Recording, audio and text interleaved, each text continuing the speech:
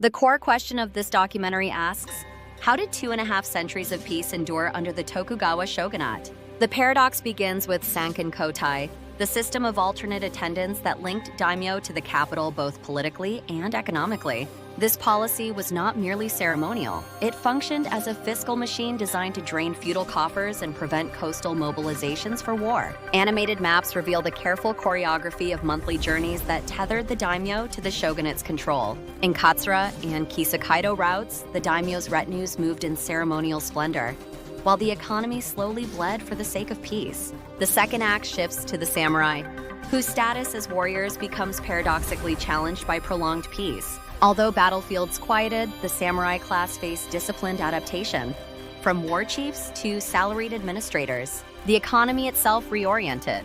Stipends fixed in an inflationary market while merchants and artisans flourished in urban centers. We see a clear visual tension between idealized martial virtue and the practicalities of governance that defined the era. Part 2, therefore, examines how a social order grounded in hierarchy gradually reoriented itself around administration. Economically, the fixed stipends eroded in real terms as markets expanded and prices rose in Edo's streets. Meanwhile, the merchant class ascended culturally, financing drama, art, and urban life that the samurai could not easily harness. The third act turns to culture, where peace bred a flowering of urban art and popular media. Ukiyo-e prints captured city life, entertainment districts, actors, and scenes of daily life that challenged the rigidness of old hierarchy. These cultural currents were not mere ornament. They reflected and reinforced social change from below.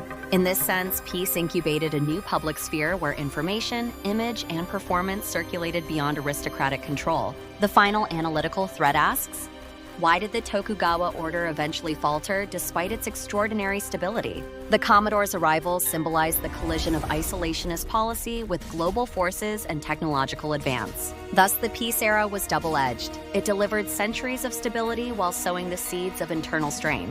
The documentary's core insight is that durable peace was achieved not by sheer force, but by a system of surveillance, finance, and cultural recalibration. As the centuries progressed, samurai identities shifted from martial privilege to administrative competence under a centralized regime. The focus on strict class boundaries prompted a vibrant counterculture among merchants and artisans who funded culture. The visual archive of this era shows a society negotiating wealth, power, and prestige within the bounds of law. Part 1's mechanistic order and Part 2's social recalibration culminate in a culture of resilience and innovation. Visually, the era is best understood through three lenses: political engineering, social transformation, and cultural explosion. The film now invites you to consider how this peace influenced daily life, work, and imagination in Edo and beyond. In sum, the Tokugawa peace was a curated stillness that reshaped power, economy, and culture for generations. The documentary closes with a reminder that stability can harbor both harmony and restraint,